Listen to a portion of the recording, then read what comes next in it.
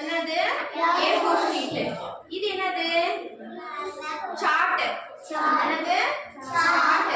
லைட்டா இருக்கும் சரியா. இது கொஞ்சம் ஹெவியா இருக்கு. இதை விட இது கொஞ்சம் திக்கா இருக்கும் சரியா. இது தின், இது வந்து திக் சரியா.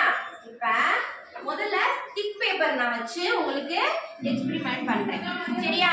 திக் பேப்பர்ல எத்தனை பொருள்லாம் தாங்குதுன்னு பார்ப்போம். இப்ப ஃபர்ஸ்ட் ஒரு காயின் போடுறேன். என்ன ஆகுது? பிரிட்ஜ் உடையல. சரி, இன்னொரு காயின் போடுறேன். நான் என்ன ஆகுது? ஒன்றும் ஆகல. இப்போ நான் ஒரு கேப் வைக்கிறேன், சாஃப்ட்னர் வைக்கிறேன், அடுத்து ஒரு சாக் வைக்கிறேன், அப்புறம் ஒரு ஸ்பூன் வைக்கிறேன், அப்புறம் ஒரு பென்சில் வைக்கிறேன். 3 4 5 6 7 திங்ஸ். நான் என்ன செய்றேன்? திக் பேப்பர் வைக்கிறேன் சரியா. முதல்ல திக் பேப்பர் வச்சேன், இப்போ தின் பேப்பர் வைக்கிறேன். இப்போ எத்தனை பொருள் வைக்கிறதுக்குள்ள விழுகுதுன்னு பார்ப்போமா? இப்போ நான் ஒரே ஒரு காயின் 2 ரூபி காயின் வைக்கிறேன். என்ன ஆகுது? அடுத்து நான் ஒரு 1 ரூபி காயின் வைக்கிறேன். உடைஞ்சிருச்சு. ரெண்டு பொருள் கூட என்ன செய்ய முடியல, தாங்க முடியல. அப்ப இந்த பென்சில் வந்து ஃப்ளோட் ஆகுமா சிங்க் ஆகுமா? ஃப்ளோட். பாப்போமா? என்ன ஆகுது?